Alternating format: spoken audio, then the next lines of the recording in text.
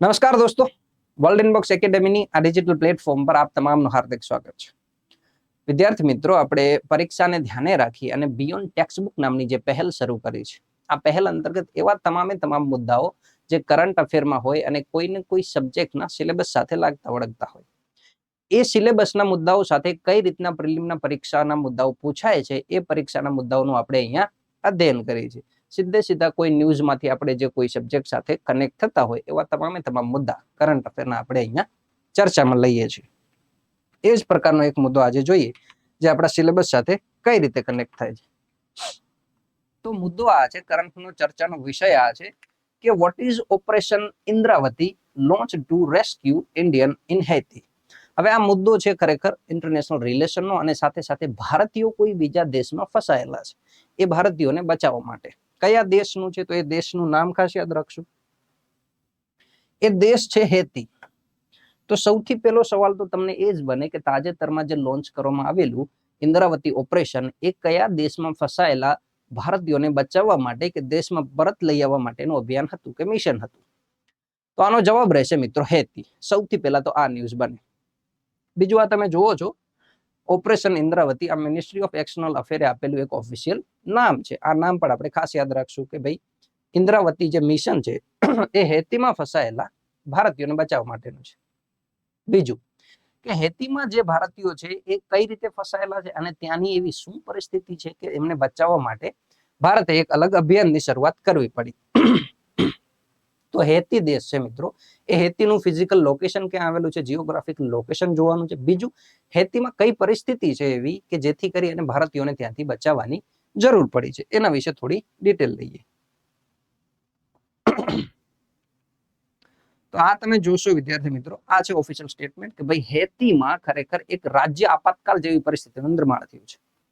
ત્યાંના જે સ્થાનિકો છે એ સ્થાનિકોએ કોઈ મુદ્દાને લઈ અને વિદ્રોહ કર્યો છે, વિરોધ કર્યો છે અને એને લીધે સરકારી તંત્ર નિષ્ફળ નીવડ્યું છે. અને એ વિરોધના કારણે હવે ત્યાંનું જે સરકારી પ્રશાસન છે એ તૂટી ભાંગ્યું છે, પડી ભાંગ્યું છે. અને એટલા માટે ત્યાંની લૂંટફાટ ને એ બધી પરિસ્થિતિઓ ચાલુ થઈ ગઈ છે. અને એ પરિસ્થિતિથી બચાવવા માટે ત્યાં રહેલા ભારતીયોને પરત લઈ આવવા માટે આ ઓપરેશન ઇન્દ્રાવતીની શરૂઆત કરવામાં આવી. તો આપણને એ પણ ખ્યાલ હોવો જોઈએ કે હેતીમાં ખરેખર શું સમસ્યા છે.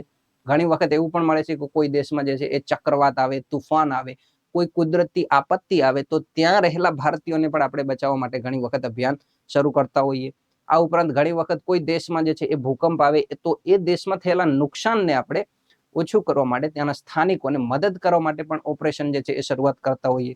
ફોર એક્ઝામ્પલ, તુર્કી નામનું, જેનું ઓફિશિયલ નામ હવે તુર્કી છે, એ દેશમાં જે ભૂકંપ આવેલો તો ભારતે ઓપરેશન દોસ્તની શરૂઆત કરેલી. તો ખરેખર આપણને કારણ પણ ખ્યાલ હોવું જોઈએ કે કયા કારણથી જે અભિયાન જે છે એની શરૂઆત કરવામાં આવી.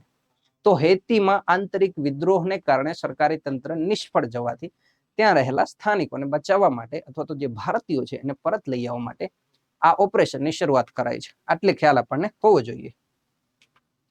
ઓકે, હવે એનું થોડું લોકેશન જોઈ લઈએ કે ક્યાં લોકેશન છે. તો ઘણી વખત તમે જીપીએસસીના કે અન્ય ક્લાસ 3 ની પરીક્ષાઓના પણ અધ્યયન કરશો જૂના પૂછાયેલા પ્રશ્નોનું, તો તમને ખ્યાલ આવે છે કે ખરેખર સરહદો છે એ ઘણી ડીપ રીતે પૂછાતી હોય છે.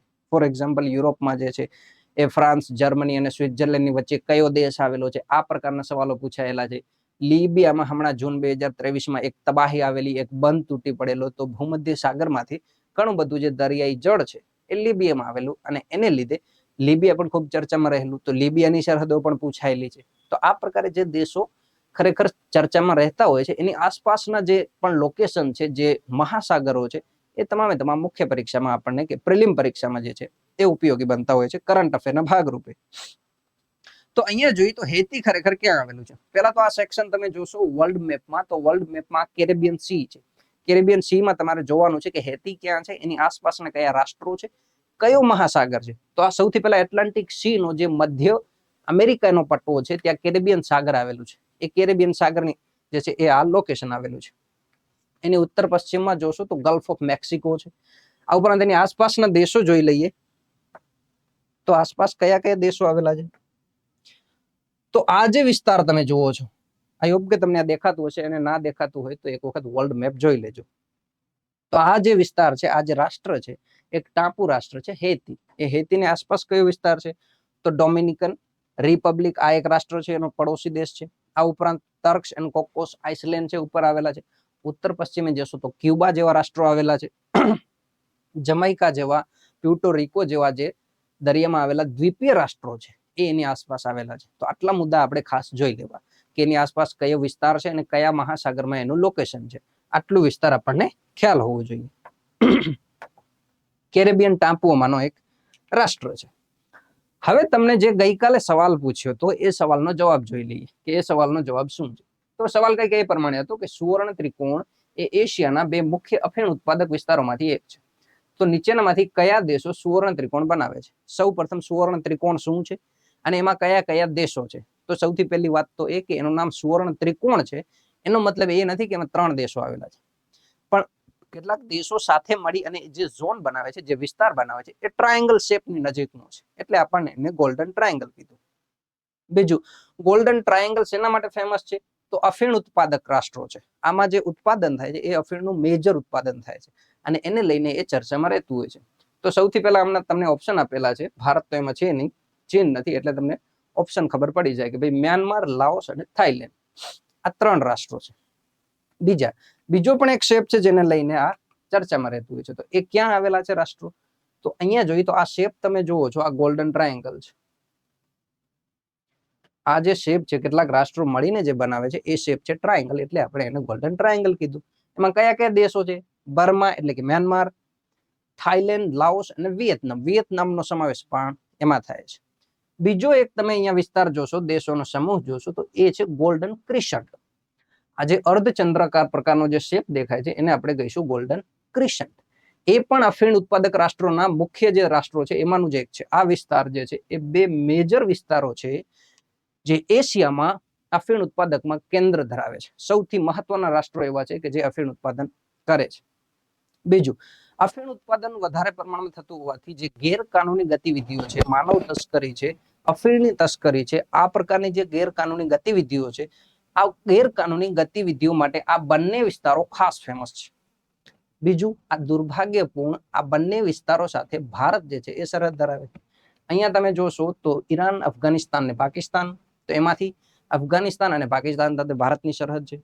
બીજું, અહીંયા જે ગોલ્ડન ટ્રાયેંગલ છે એ ગોલ્ડન ટ્રાયેંગલમાંનો બર્મા જે વિસ્તાર છે એ બર્મા એટલે કે મ્યાનમારનો જે વિસ્તાર છે એ અરુણાચલ પ્રદેશ, નાગાલેન્ડ, મણિપુર અને મિઝોરમ સાથે જે છે એ સરહદ ધરાવે છે. અને નોર્થ ઈસ્ટમાં જે અશાંત વિસ્તારો છે એમાં આની ભૂમિકા જે છે એ ખૂબ મુખ્ય હોય છે. એટલા માટે આ બંને વિસ્તારો જે છે એ ખૂબ ચર્ચામાં રહેતા હોય છે. તો આપણને સૌપ્રથમ સવાલ તો એ થાય કે આમાં કયા કયા રાષ્ટ્રો છે, એમાંથી તમને પ્રિલિમમાં પૂછી શકાય. તો આ તો આજનો મુદ્દો. બીજું, તમને જે આજનો સવાલ છે, આજનો સવાલ આ પ્રમાણે રહેશે. આ સવાલ પણ ખૂબ મહત્વનો છે કે ભાઈ નીચેનામાંથી કયો પાસ જવાહર ટનલ તરીકે પણ ઓળખાય છે?